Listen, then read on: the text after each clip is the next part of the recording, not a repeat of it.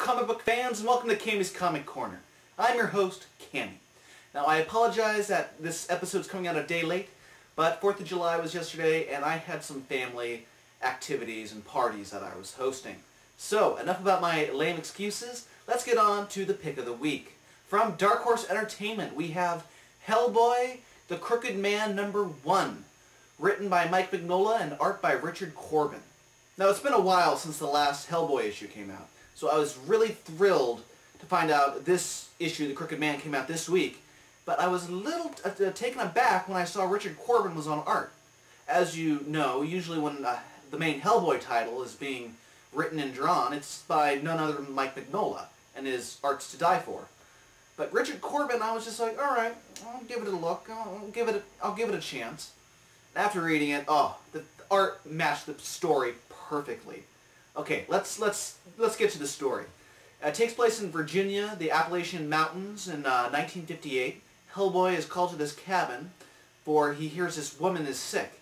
Apparently, according to the locals, she's not only sick, she's been witched, with witch balls out on the front porch, which being one of the main signs that she's been witched. The villagers say it's Cora Fisher. She lives out on the hill. Hellboy's about to go investigate when a stranger walks in named Tom Farrell.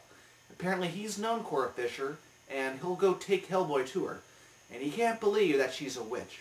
Well, while they're walking and talking, he tells Hellboy of his backstory and why he's been away from these lands for the past 20 years. Turns out when he was younger, he came across a naked girl named Effie Kolb, and she's a witch herself. And he said, hey, you know, witchcraft sounds like fun. So he was taught witchcraft by Effie. He found an old dead cat on the side of the road, took it home, boiled it, cleaned its bones out by the river, and when he was signing his soul away to the devil by saying, hey, my soul's to the devil, whatever bone he was cleaning was be his lucky bone. And then, out of the woods, we see the Crooked Man. And believe me, it is pretty twisted and disturbing. It caused him to run away, join the war in the Pacific, and he held on to his lucky bone throughout the entire time. Didn't have a scrape on him when he got back. So they find the cabin, they find the skin, well, the remaining skin of Cora Fisher, so they wait. Sure enough, a raccoon comes in, transforms back into Cora Fisher when it goes from the skin, and they find out that Effie Kolb is outside wanting Tom again, saying, hey, he's waiting for you, and he's waiting for you too, Cora Fisher, the Crooked Man. Hellboy, he doesn't care about you. But the old horse turns out to be Tom's father. When he unbuckles the reins, the horse falls down dead. And Effie Kolb goes flying off into the night, cackling like, well, a witch.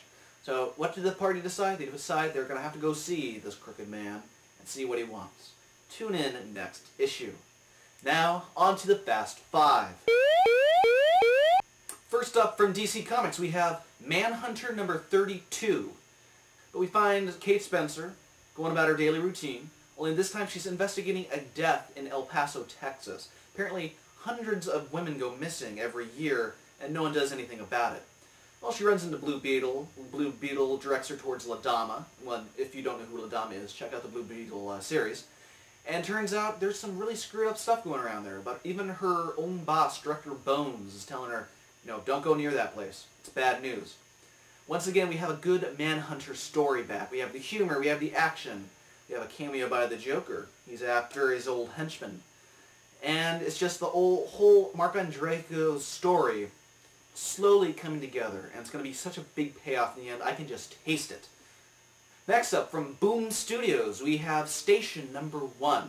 It's pretty simple. Guy goes up into space, to the International Space Station. Things start to go wrong. Well, they lose one of their comrades. A Russian astronaut goes off to do some work on a solar panel or whatnot. Turns out something's wrong with his jetpack or with the mechanics, and he drifts off into space to die. The guy who's on the International Space Station finds out that it might be foul play, and it could have been anyone who's currently on the space station. Very creepy, it seems suspenseful. It's a 4-issue miniseries, but something tells me we're in for one wild ride. Next up from Vertigo, we have Jonah Hex #33. Now, as usual, Gray and Palmiotti are on the story, but this time, we not only get a cover but we also get interior art by Mr. Darwin Cook. And his art is so great. So if you're a huge Darwin Cook fan, or you think his art looks pretty, pick up this one-shot, because like many Jonah Hex books are, they're all one-shots.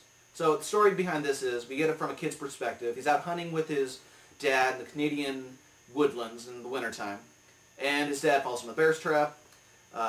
Wolves are surrounding him. Dad dies. They're about to eat the kid. Jonah Hex comes in, saves the day. Mounties are after Jonah Hex. They catch up with him. They put him on a lake of ice and crack it underneath them, leave him for dead. But you can't kill Jonah Hex. He comes back to the Mountie fort after breaking out of the ice, guns blazing, kills every last son of a bitch there, then gives the kid a good lesson in fending for himself as he smacks him away, saying, I don't want to have anything to do with you. Go kill your own damn wolves. Very good issue.